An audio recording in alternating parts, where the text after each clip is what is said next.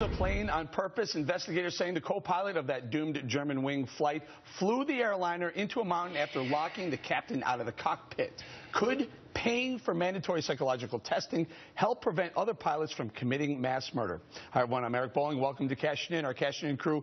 This week, Wayne Rogers, Jonathan Honig, Lisa Boothe, and Juan Williams. Welcome, everybody. Juan, you're on set right here. I want to talk about this 150 dead, and they say it was a deliberate act. Is it time to start requiring more testing for pilots? Well, I think you have some testing initially. Lufthansa said that they had done a psychological test. They want people who are not only cooperative but reliable. The problem is they stop. They don't do it once you're a pilot. Well, obviously, people go through divorces. People go through all kinds of upsets, drug addiction and the like. They should have something where they go and look at these pilots to make sure they're not going to literally crash your plane. Yeah, what about it, Lisa?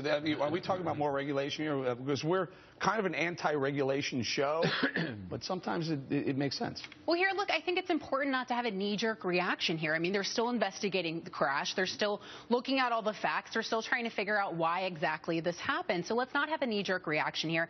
And the fact remains that flying still remains the safest means of transportation. And we also know that, you know, in the United States, this probably wouldn't have happened, because if you look at FAA regulations, as a result of 9/11, we have the rule of two, which means two individuals would be in the cockpit at all times throughout a flight. So that could have prevented this incident from happening. Let me push back on that just a little bit with you, Wayne. Let's say a flight attendant goes in the cockpit after a pilot leaves. Would that really stop a rogue pilot?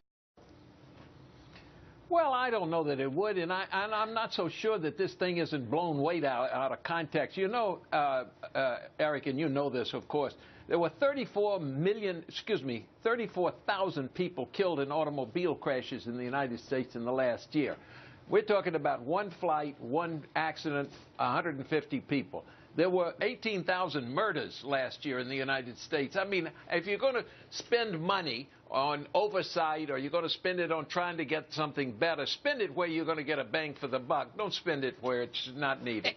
And you know, that's the thing, Eric. I mean, these horrific tragedies come along, and they are horrific. But when it comes right down to it, you've got to think with your head and not your heart, and don't overreact based on emotion. I mean, this just couldn't ever happen in America. This has never happened in America.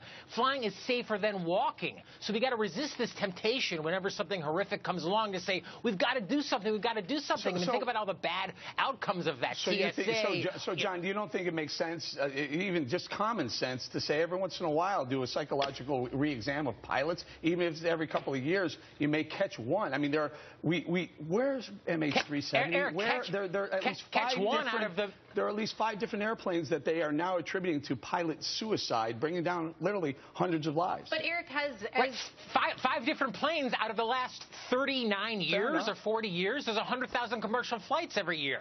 Now, listen, I know it's not every often, day, and it's not a lot, but boy, is it becoming more often, Lisa? Well, no, look, this is an incredibly isolated incident. The reality is that the airline industry remains one of the most heavily regulated industries. And look, we already put in place a lot of safety precautions after 9/11, but you have to be careful about going too far. I mean, look at the creation of the TSA. It's costing taxpayers tens of billions of dollars. And, you know, reports show that that TSA is not any more efficient than a private company's.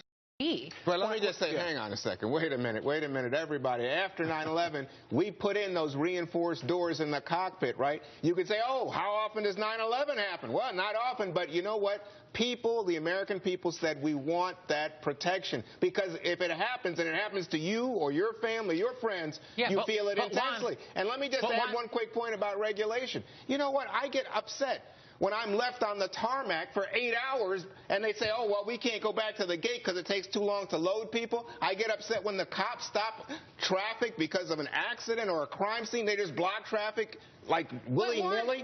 Somebody should say stop it. Alternatively, though, it was those changes that were made after 9/11 that resulted in the deaths of 150 people, because what happened was the co-pilot locked out the pilot. Correct. And those were changes that were made so we learn and we evolve so that we can save the species. All right, let me bring this to John. John, have you heard the term Prozac pilots?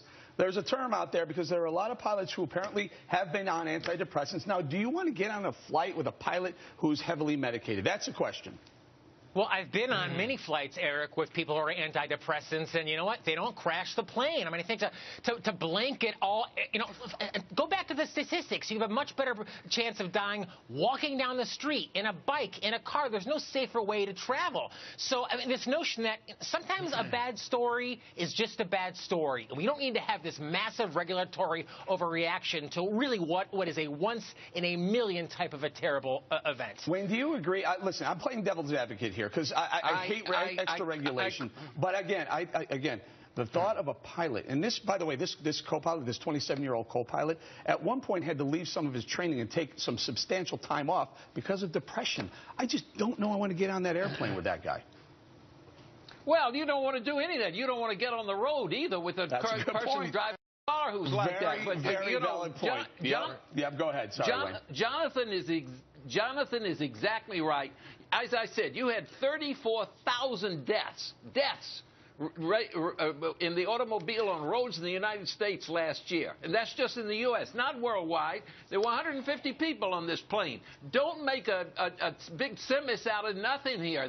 I'm not trying to be insensitive. Of course you'd like to save lives. But when you talk about your priorities where they are, you had 18,000 murders in the United States last year. Take the time and spend it where it's going to do some good. Don't just run off and, because you've got a front page story. Well, they're not allowed to have any gun control, Wayne. That's out the box. We can't even talk about it. But I do think we can talk about rational steps. That you won't want to get on that plane with a nut. I don't want to get on the highway with a drunk. Wait. So, just Juan, are you saying that somebody who's on antidepressants is a nut? I mean, is that the equivocation we're making here? That guy who crashed a plane. Come on, Jonathan. Is that guy a nut? Well, there's something obviously wrong with that, but what I'm hearing from the panel is everyone who's being treated for mental illness, everyone who's I didn't say that, but that guy was an extreme case, and I don't want you, my family, and my friends to get on a plane with someone who's psychotic. But Juan, you know what? 100,000 flights are taking off today, so your fears are obviously not shared by the vast majority, the overwhelming majority of the flying public. I agree. I was on a plane, but I'm just saying, I have no idea if the pilot's going to crash it. Why shouldn't the government act as my surrogate? Well, and look, if you look at American Airlines, for instance, for example, they have 15,000 pilots alone. So how do you regulate that? How do you implement these psych tests? Well, what did Eric say? Eric said, just give them a test. No, but then what makes you mentally unfit to fly? What are the definitions in place for that? Well, you have a professional evaluate you. That's a horrible idea. But by the way, other industries do this, and they're not. And so does the airline industry. But the airline industry does as well. We have each pilot is subjected to a yearly evaluation, and within that evaluation, they're also supposed to flag for any sort of mental issues that they might pick up. And individuals are also. These evaluations, but it's a $250,000 fine if these pilots don't disclose past. Sometimes these evaluations are peer-to-peer evaluations. You know how that might end up. Quick thought, John. Go. This has happened 5 times in history, 0 times in the United States. On one's hierarchy of values and priorities, I think this is probably near the bottom. We don't know. There are a lot more plane crashes that are unaccountable. One last thought. We don't know about. You know what I read this week? Even in the financial industry that Eric was talking about, lots of people say, I don't want to invest my money with someone who's going through a divorce. Well, why can't I know that when I get on a plane? You got to leave it right there.